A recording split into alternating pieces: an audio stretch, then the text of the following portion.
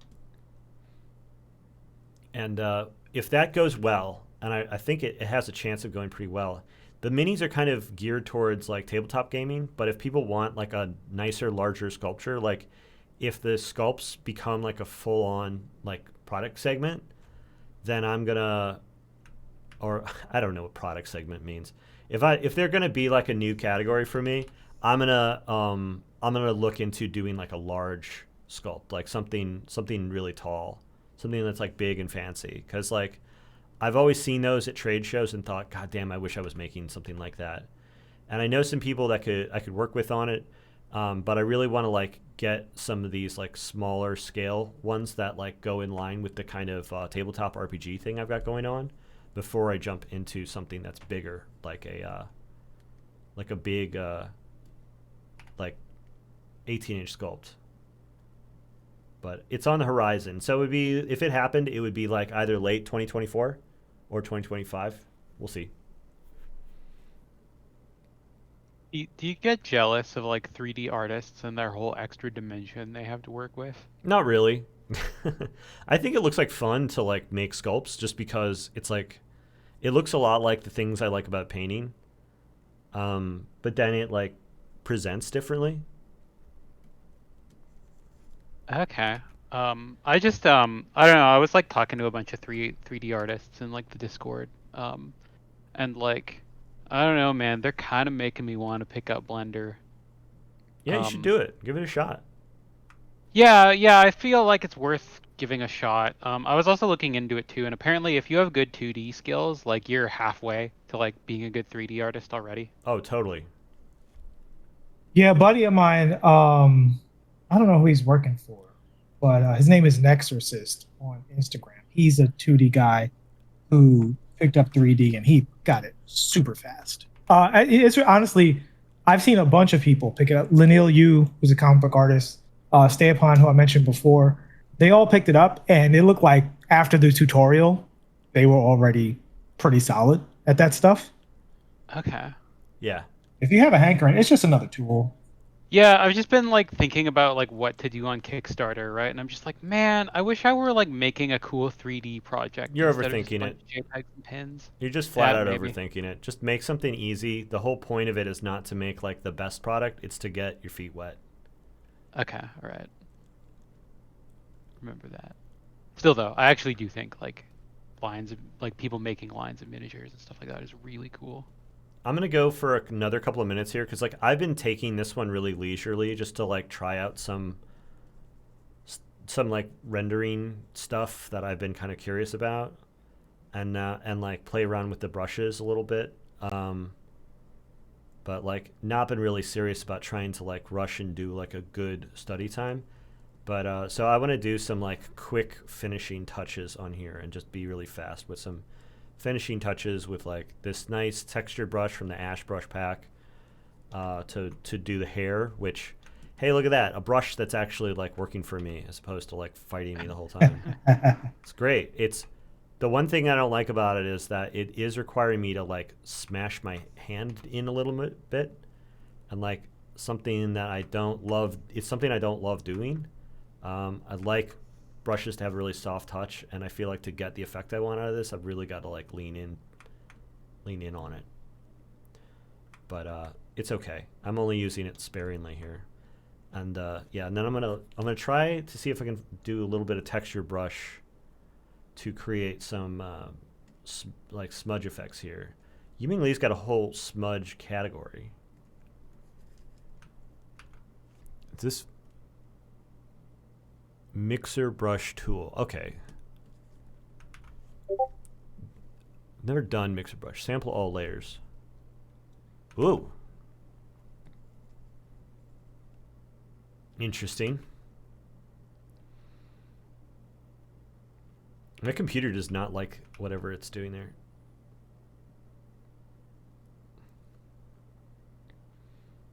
Make it look like I have this natural sketchy style. Interesting.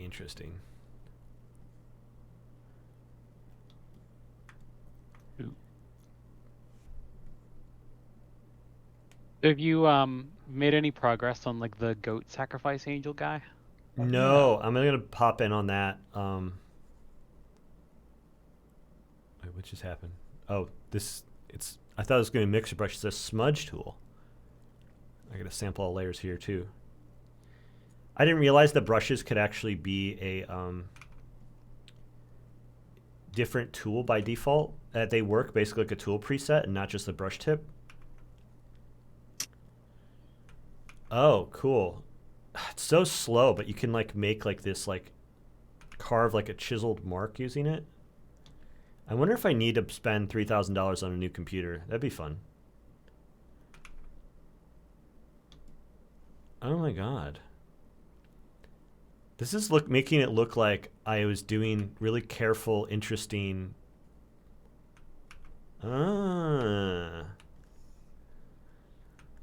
Maybe this was the trick. Instead of actually like learning to trying to create a kind of like more technical brush approach, maybe I just need to like commit to like smudging and using mixer brush on my work to like create the effects that I'm going for and just bullshit my way through it. Because just like a couple of touches of this goes a long way.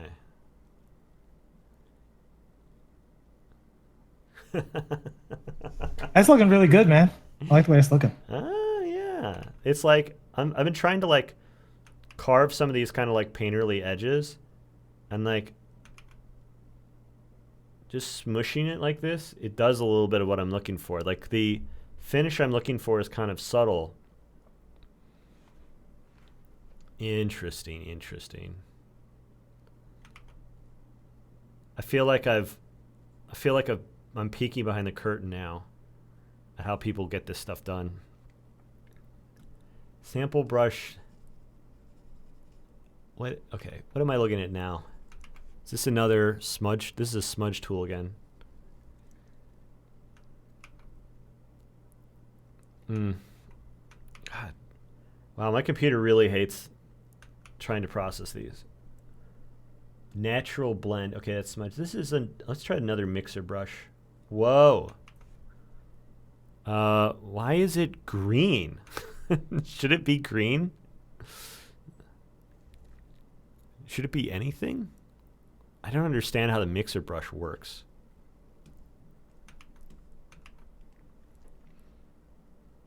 This one has green on it, but it behaves. Oh, it's like a texture instead of a.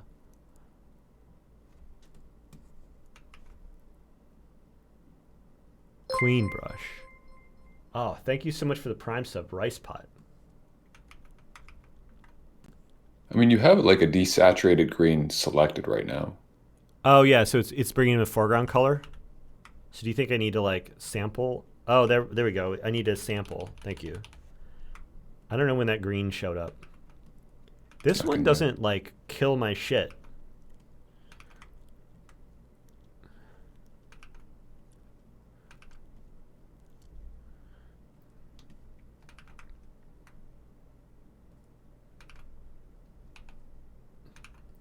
I think I can. What is the number keys changed to wetness? I don't know what wetness does.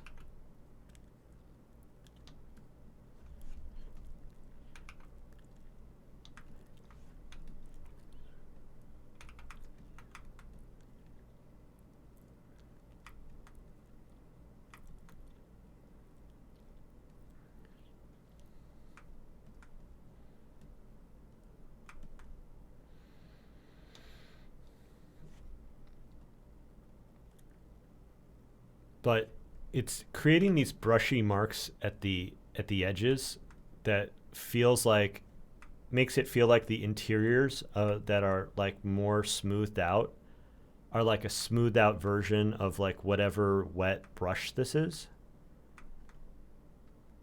which is ultimately the effect that I'm looking for. And what I'm starting to realize is that a lot of what painterliness is not happening like in the part that you're the core part of what you're looking at, but it's something that happens at the edges, at the transition moments between the spots.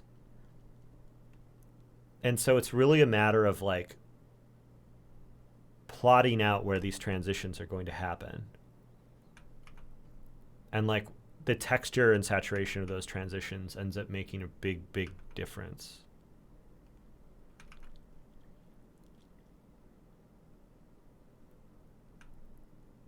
Yeah, when you were talking about sculpting, 3D sculpting, that was the thing that stood out to me. Is just like that's the part that's so different, right? Is when you're doing 2D work, those rhythms created by edges and design choices and so on and so forth, they really change a lot when you're just working on specifically 3D models.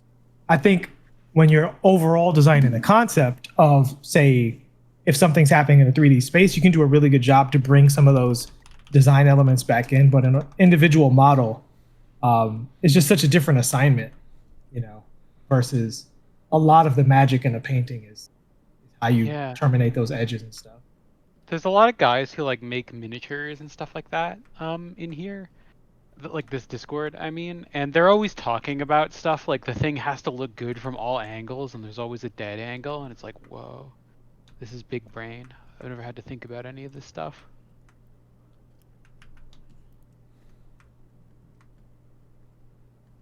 Look at this. I can make these instead of making them all soft, I can make these like weird mushy transitions like look like brush strokes.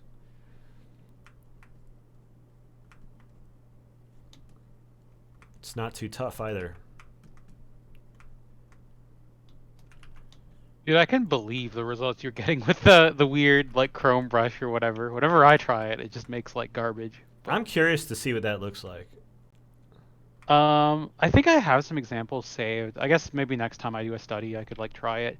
I feel like there's some potential to it. The thing that's cool about it to me is you can very quickly kind of like build up occlusion shadows in like a drawing Yeah. with it, kind of by accident, and you can also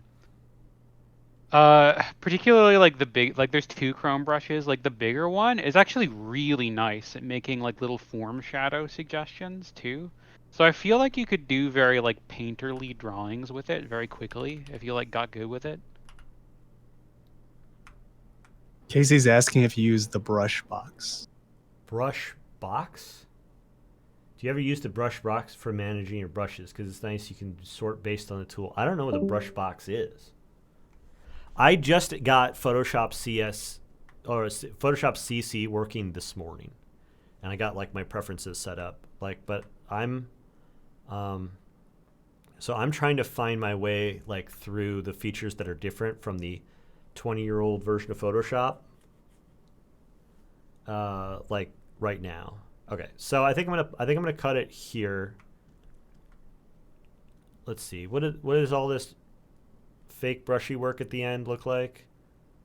Kind of into it.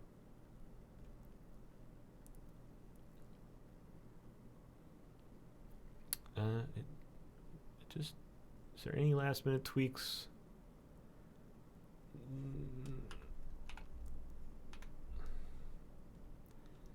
Pump his hair up a little bit. All right. Yeah, no, I think I'm gonna leave it there. All right, that's gonna be today's study. My first painting in the new version of Photoshop in a long time. Number 52. I'm gonna be. I think I'm gonna. Whoa, this stuff hasn't been touched yet. I am going to pop back in on some of these brushes again tomorrow and use this as like a platform for maybe trying out the stuff that I'm going to see whether or not I want to fold it into my mainline work. I think part of the reason that I've been so reluctant to like try out this stuff is because every time I try it in like one of my main paintings and it doesn't go well, it like leaves extra marks that I don't want. And I feel like I don't want to screw up the thing that is like important to me. But like the studies are open-ended enough, and I've like already like I feel comfortable failing in the studies. And so like it's leaving me like feeling more like experiment like I can be more experimental with it. And I just noticed one thing I do want to change. A little bit of mouth shape here. It's like I feel more comfortable being experimental with it, and I feel like I can try out these things in a safe environment. And even though I'm like kind of attempting to do things that I might fail at, like in a public space, at the very least, like the legacy of it is not going to be like a painting that I have regrets about. So, do you ever save your files as a TIFF so you can see the thumbnails? No. I don't really care about seeing the thumbnails. I guess the way that I've like save, the way that I organize my folders, I can tell by like the file names and what folder they're in, like what I'm looking for. But I had a plugin for a while that would like show me previews for PSD thumbnails. I don't have it anymore though. So let's see. I'm gonna post this stuff on the Discord real quick. Let's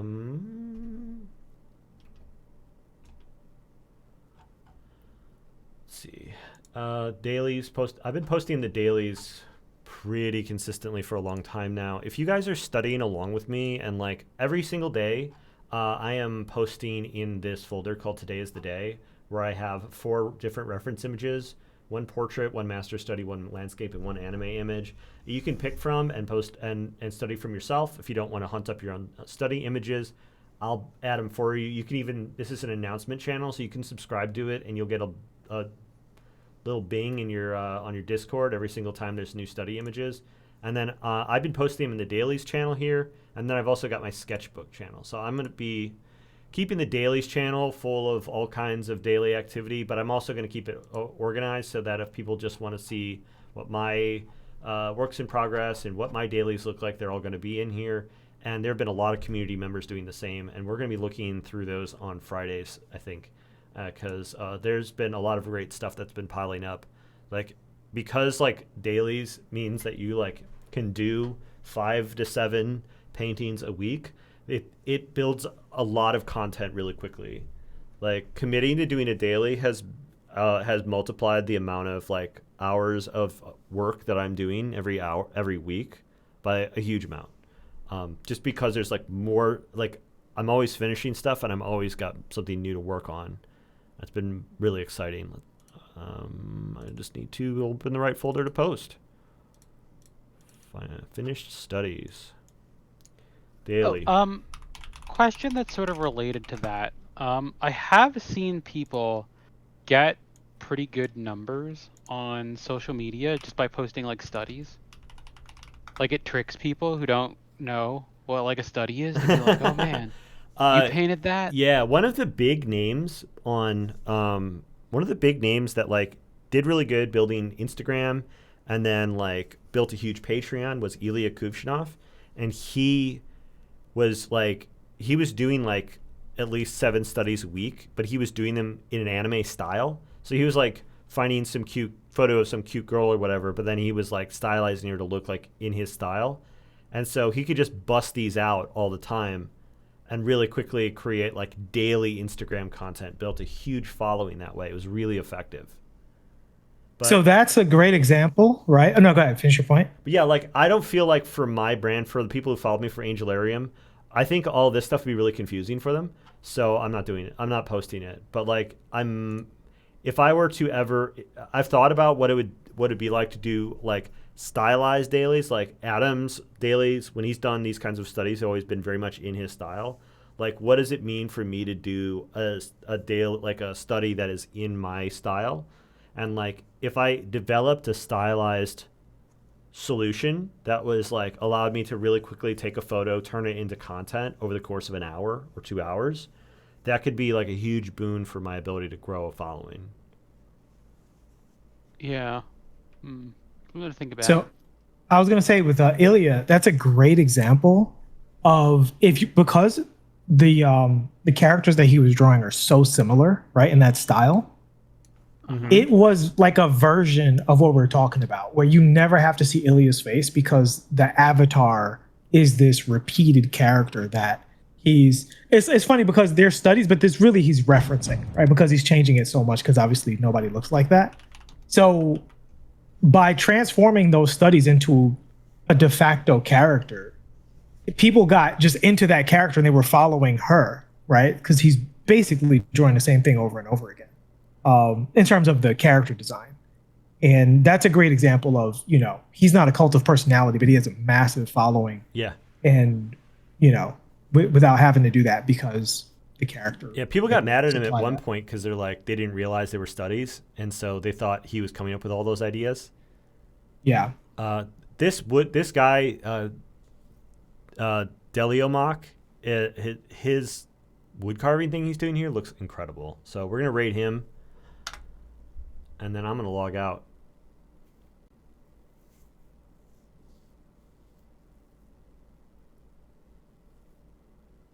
Thanks everyone for joining me, and thanks for all the subs, you guys. This was awesome. This is an awesome stream. All right, see you on the other side. Hey, man. See you, Pete.